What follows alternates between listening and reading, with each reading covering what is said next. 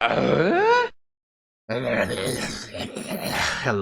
As I am recording this, I just finished editing that mega monolith of a video reviewing all the albums I missed in the second half of the year, and I'm dead. For all the Nick Robinsons of life around there, making over an hour-long videos, I admire your work, but seek therapy, Jesus. Anyway, let's go with this thing. Top 10 worst albums of 2022. Woo! I want to die. Number 10. Let's begin with the big one. The 10th worst album of 2022 was 𝕕𝖒𝖑𝖍𝖆 by Rural Internet.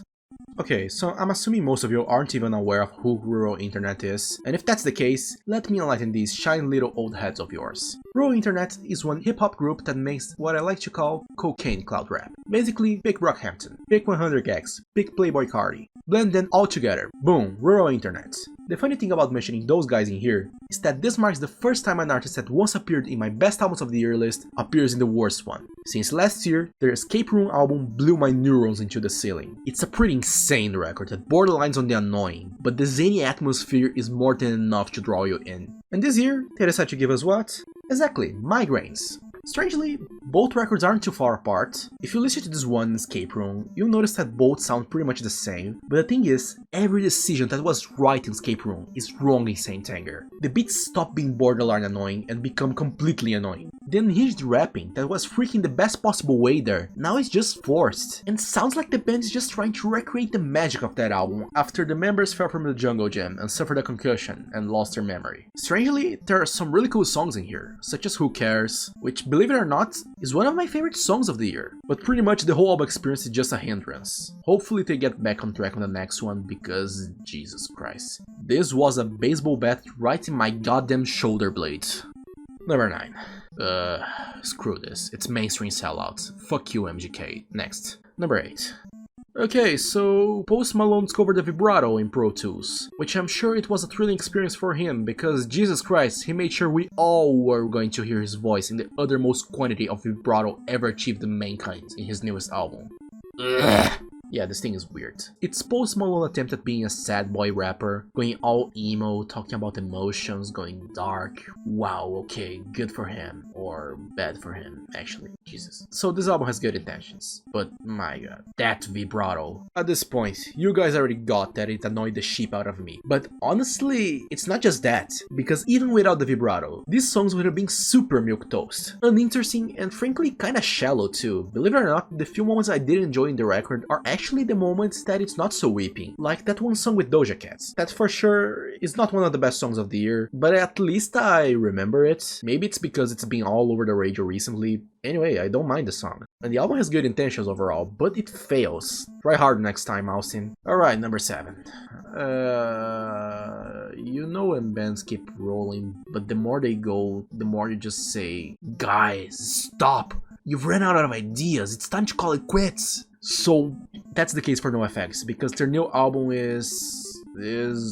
you can just tell the band is just one step in the grave as I record this. The guitar is certainly guitar playing, am I right? It has drums, it has bass. I think this thing was produced. Considering how this thing sounds, I wouldn't be surprised if they uploaded the raw footage on Spotify by accident. And holy mother Elizabeth, Fat Mike's vocals are so dead on his feet. Fat Mike really pulled a Brandon Urie and decided to sound as dissonant as possible, especially in the high notes. Plus, I'm not even sure if you can call it singing some tracks like Don't Count on Me, where it just sounds like he's narrating the lyrics. And if those were the only problems of the record, it would be good enough. Because for all that is most sacred in this world, the lyrics of this thing are abysmal. They sound generic to the point of feeling artificial, like those cheap ass candies that are basically chemicals and taste like mold. Plus, this record is filled with the so-called punk rock cliches. Heck, that's even the title of one of the songs you hear. It all sounds very inorganic, like the band was willingly attempting to play the most grey and most shapeless punk rock album they could. And for 9 out of 10 tracks, they did just that. But there's one song in specific that is just something else. Is It Just So If Time Is Relative is one of those songs that you just listen and you legit wonder if you're in a fever dream or if this is actually that bizarre for reality. This song is basically them mocking Stephen Hawking for his disabilities, using him as a metaphor for being lazy. You heard that right, I'm not making this up. If you need proof, here are the lyrics. Remember that these guys are around 50 years old. Remember that all the way through. Okay, enough of these dudes. Let's move on to something better. Whoops, it's the worst list. It only gets worse. Number 6. The biggest disappointment of the year. FNKPMPN Subatomic. And now, it's that time that you, viewer, squints your eyes and shrugs your shoulders, saying, who on earth is FNKPMPN? And honestly, it's better if you don't know, to be honest. But for the sake of, something for this video move on, FNKPMPN is a brand new sci-fi hip-hop project, masterminded by two goats, 𝕸𝖆𝖗𝖘𝖍𝖆𝖵𝖗 and Kool Keith, 𝕸𝖆𝖗𝖗𝖆𝖵𝖵 and Dr. Octagon, together, in another sci-fi abstract hip-hop adventure, crossover episode. This means it's gotta be a masterpiece, right? Who am I kidding? Look at the goddamn title of the video and the number on screen. This thing was a disaster. The main flaw of this album is that it has two modes, the I'm gonna bore you to death mode and I'm gonna annoy you to death modes. The record spends like 80% of the time in the first mode, but in the remaining 20%, boy, get ready for a bad trip worse than the Where Are My Berries vines. Jesus Christ, I dug deep for this one. But for real, how can someone listen to the beat of Burnt or Knock Knock and go like, yeah, this sounds like something people would wanna listen. The beat is totally not ear-piercingly awful, people are gonna love it. And in the end, the whole album just feels completely lazy. Just like the album cover, which I'm pretty sure is just a selfie that 𝕸 took at the bathroom at 2 AM, a day before the album was announced. Okay, enough talking about my heroes living long enough to become villains. Let's go to number 5. I don't wanna talk about this one. Okay, for this one, two things. 1, lyrics and beats are hella repetitive and boring. 2, ow. Okay, that's about it. Number 4, oh god, it's 𝕸𝖆𝖗𝖗𝖃 again, fuck! For this one, I don't really have much to say. It's pretty much Imagine Dragons being Imagine Dragons for the most part. But if there's one thing to be taken away from this album experience, it's pretty simple. 𝕸𝖆𝖗𝖗𝖃 is the most stubborn son of a bitch that lives on this planet. Why on earth does he still try to sing high notes? Like, he's clearly underqualified for that. He's trying to sound super powerful, intense, and enthusiastic, but honestly, when he's trying to sound super tough, he sounds like a man baby screaming at a Target employee because they were out of Chef Boyardee or something. And when he's trying to sound cheeky, it sounds like a drunk guy at the karaoke downtown at 5 AM trying to sing Down with the Sickness. But he accidentally chose the wrong song, but he's still singing Down with the Sickness, because he's just too drunk to notice. More of the story. Imagine Dragons. More like, imagine 𝕸𝖆𝖗𝖗𝖃 not screaming like a cicada in your ear. Got in? Okay, here we are again. The podium of filth. The biggest tomfooleries this year has to offer. For the bronze third, we have 𝕸𝖆𝖵. A tiny one. A little baby. Lil Baby. With It's Only Me. For real, since the bigger picture, Lil Baby has continuously gaining more and more my respect, which is why it hurts me to include him here. But what can I do? This has to be the most run-of-the-mill trap album I've ever heard in my life. Seriously, nothing here has single potential, nothing stands out. It all feels like a nebulous, grey mess that at the same time that nothing is upsettingly bad, also nothing reaches the threshold of being good too. It legit sounds like if someone fed an AI with those Spotify-made trap playlists, and made it make a trap album. This is what you would get coming off those. Heck, maybe even would get something a little better. Because at least in these playlists, there are a couple of standout tracks and bangers, and maybe this could have influenced at least one song in the album. And none of this is helped by the fact that I don't like Lil Baby's voice, which is something I tried to move to the side for this album, because at least I recognize the man seems to be doing this in good faith, which is why it hurts me to include him in here. But it's not my fault this is what he came up with. Okay, and the silver third goes to 𝕸𝖆𝖵, again, but not any baby, DaBaby. Oh no, it's you. Okay, unlike Lil Baby, which I respect, fuck DaBaby. For real, fuck this guy. Thank God I don't have to worry about separating the art from the artist in this case, because the art is also really bad. Funny enough, both babies made very similar albums. Both are extremely run-of-the-mill trap albums that mostly try to bore you to death. Except this one is far worse, and it's half an hour shorter than It's Only Me. How did he do that? Well, let's be honest here. It's not hard to understand.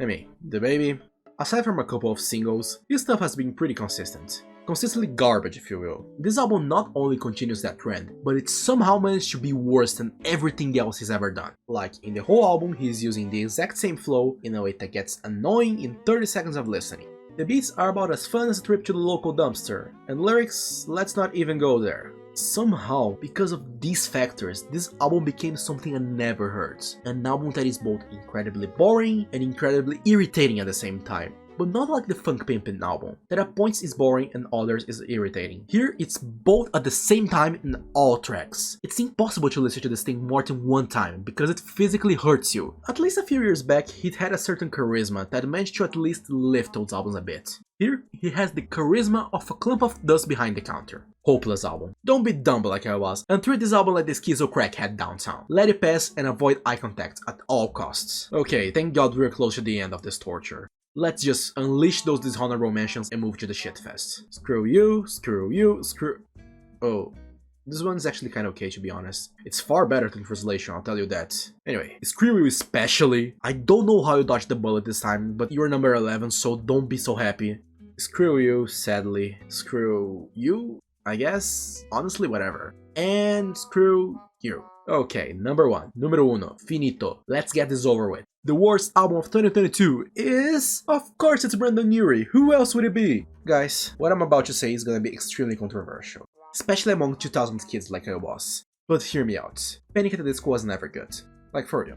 If you listen to their stuff across all their catalog, from their debut to Pray for the Wicked, the quote-unquote band has always exhaled overconfident theater kid vibes from their music. And I don't even mean the good kind of theater kids. I mean the absurdly annoying, braggadocious moron that causes a havoc in the middle of class because he wasn't cast as Seymour. They have 4 good songs across their catalog, and that's it. And here, I don't know how, but they managed to sink the boat even further down than what it already was. Imagine the Titanic, in the bottom of the sea, where he is nowadays. Imagine that all of a sudden, he just starts digging through the ocean ground and goes to the center of the earth. This is his album, in a nutshell. Every single track is just Brandon Urie trying to sound as the most flamboyant as he can with extremely try-hard energy, especially weakened by the limp-ass production and proceeding to other high notes that are hideous enough to make Godzilla feel belittled. Seriously, why is this a pattern for this year? So many singers trying to achieve notes that are far beyond their range. Fat Mike did it, Dan Reynolds did it, and now Brandon Urie. But at least I could forgive those two, because Mike and Dan only used it in some tracks of the album.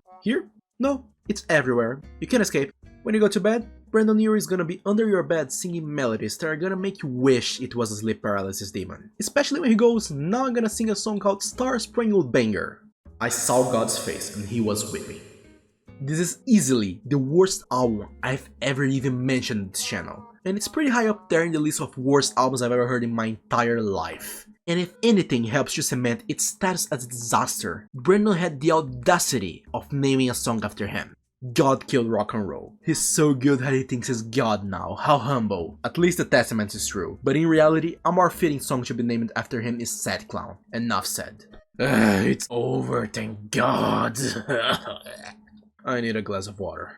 Okay, so next video is gonna be less stressing to record, I think. Because now, we're moving to the best list. I've got 3 coming. And the first one is the EPs, coming out soon. I hope. I don't know. My brain's an amoeba right now. I just rented over an album that has a song called Star Spangled Banner. I don't have energy to exist anymore. I'm going to bed. Bye.